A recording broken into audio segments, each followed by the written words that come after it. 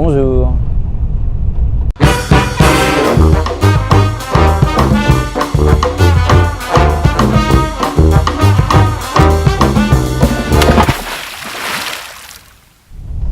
Je reviens de Lille. Aujourd'hui, on est mardi. Bon, alors hier, je suis allé à la rencontre de citoyens lillois, citoyennes et citoyens, pour commencer un travail d'écriture d'une directive européenne qui vise à mettre en œuvre un plan de sauvegarde de la biodiversité en Europe. Donc nous avons fait ce travail avec les méthodes d'éducation populaire pour que, partant du récit de vie, le croisant avec une certaine expertise associative, on commence à fixer des objectifs qui pourraient être intégrés à une directive européenne de référence pour nous, la France insoumise, et qui s'intègre dans l'esprit de ce qu'on appelle nous la règle verte, c'est-à-dire on ne prend pas plus à la terre qu'elle ne peut renouveler.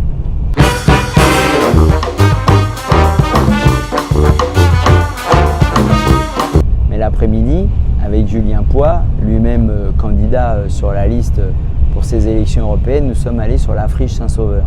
Et là, à la friche Saint-Sauveur, quel bonheur de découvrir qu'il y a là, en plein cœur de Lille, 23 hectares d'un côté, 3 hectares de l'autre, 26 en tout, pour développer un puits de carbone, un élément un espace de diversité qui est des usages écologiques, alimentaires, bref, utiles à l'intérêt général humain et à l'intérêt général écologique. Et ainsi avoir à proximité des fonctions pour travailler, pour habiter, pour accéder à des services, aussi un poumon vert conséquent qui permette de contribuer à la qualité de l'eau et à la qualité de l'air. Bon, il n'y a pas plus belle attractivité pour un territoire que la qualité de son air et de sa contribution écologique au fait que la France s'améliore en termes de dette écologique. Quand on est aux manettes sur des territoires, ou quand on pense une directive européenne, c'est pareil, on doit se situer du point de vue du fait que nous on défend une règle verte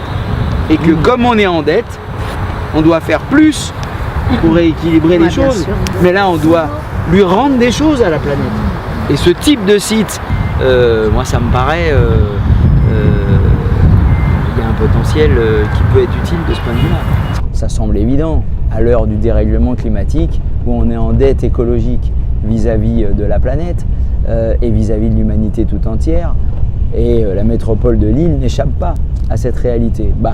On s'oppose à des élus à la métropole de Lille ou à la mairie de Lille qui s'imaginent encore pouvoir artificialiser à l'heure du dérèglement climatique et de l'urgence écologique. Bref, nous avons affaire à des irresponsables. Bon, donc j'en ai profité, même si je venais pour une directive européenne sur cette question de la biodiversité, j'en ai quand même profité pour dire aux insoumis, vous savez ce qu'il vous reste à faire en 2020, après les européennes de cette année 2019. En 2020, il y a les municipales.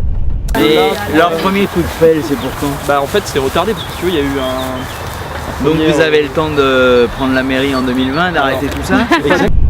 Tous ceux que vous identifiez comme étant inconscients face à l'enjeu écologique, vous avez compris, il faut aller les remplacer, qu'ils soient PS ou de droite.